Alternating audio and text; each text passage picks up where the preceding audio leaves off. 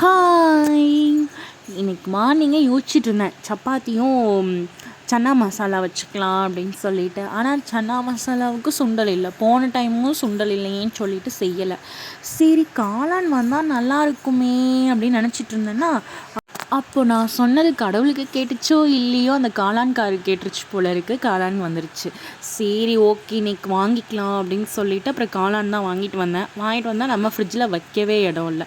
நம்ம என்ன தான் க்ளீன் பண்ணி மெயின்டைன் பண்ணி என்ன தான் வச்சுட்டே இருந்தாலும் ஃப்ரிட்ஜில் வைக்கிறதுக்கு இடம் மட்டும் இல்லாமல் எப்படி தான் போகுனே தெரியல. அப்புறம் அதெல்லாம் எடுத்து வச்சுட்டு அப்புறம் உடனே ஆனியன்லாம் கட் பண்ண ஆரம்பிச்சிட்டேன். சரி நம்ம இப்போ வேலையை ஸ்டார்ட் பண்ணாலே 5 மணி ஆயிரும் அப்படின்னு சொல்லிட்டு எடுத்து வேலையை ஸ்டார்ட் பண்ணிவிட்டு இஞ்சி பூண்டு பேஸ்ட் டப்பா ஓப்பன் பண்ணி பார்க்குறேன், காணோம். அச்சோ, அது எப்போதுமே எங்கள் வீட்டில் எது இருக்கோ இல்லையோ அது மட்டும் ஸ்டாக்லேயே இருந்துகிட்ருக்கோம். ஆனால் இஞ்சி பூண்டு பேஸ்ட் இல்லை.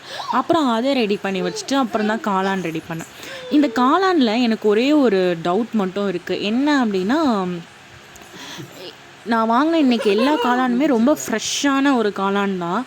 ஆனால் இது நல்ல கிளியராக இருக்கா? என்னை பொறுத்த வரைக்கும் அது ரொம்பவே நல்ல ஃப்ரெஷ்ஷான காளான். இது ஒரு மாதிரி உள்ளுக்குள்ளே அந்த வாடின மாதிரி இருக்குல்ல, அது சமைக்கலாமா போடலாமா வேணாமான்னு எனக்கு ரொம்ப நாள் டவுட் இருக்குது. அது யூஸ் பண்ணலாமா யூஸ் பண்ணக்கூடாதா அப்படின்னு சொல்லி நீங்கள் கமெண்ட் பண்ணுங்கள். ஆனால் நான் அதை எடுத்து அப்படியே போட்டு தான் செஞ்சிட்ருக்கேன். ஒரு டைமும் எனக்கு ஒரு சில நேரம் பயம் வந்துடும், ஏதாவது ஃபங்கஸ் எதுவும் ஏற்பட்டுருமோ அப்படின்ற மாதிரி.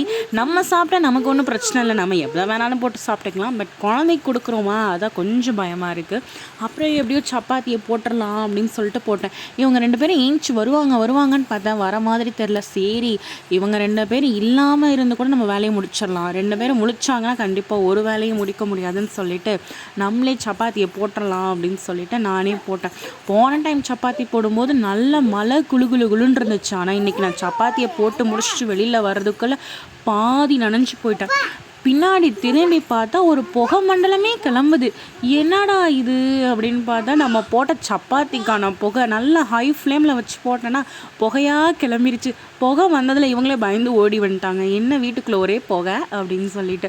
அப்புறம் நைட்டு போல் சப்பாத்தி சாப்பிட்லான் இருந்தால் கீழே பரோட்டா வாங்க போகிறேன்னு சொல்லிட்டு இருந்தாங்கன்னு சொல்லிட்டு இவங்களும் 2 பரோட்டா வாங்கி சாப்பிட ஆரம்பிச்சிட்டாங்க. இவங்களுக்கு பரோட்டானா ரொம்ப பிடிக்கும் அப்படின்னு சொல்லிட்டு சரி நான் அந்த 2 பரோட்டா சாப்பிடுங்கன்னா அதையும் சாப்பிடல. எனக்கு பரோட்டாவும் வேணாம் சப்பாத்தியும் வேணாம், எனக்கு தோசை தான் வேணும்னு கலக்கிட்டு இருந்தேன்.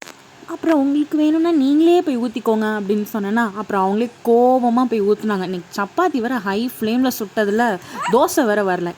அப்புறம் எப்படியோ அப்படி இப்படின்னு தோசையை ஊற்றி முடிச்சுட்டு அப்புறம் நைட்டு ஒரு ஸ்ட்ராங்கான ஒரு காஃபியை குடிச்சிட்டு சீக்கிரம் தூங்கியாச்சு. இந்த டேவும் ஒரு வழியாக கம்ப்ளீட் பண்ணியாச்சு.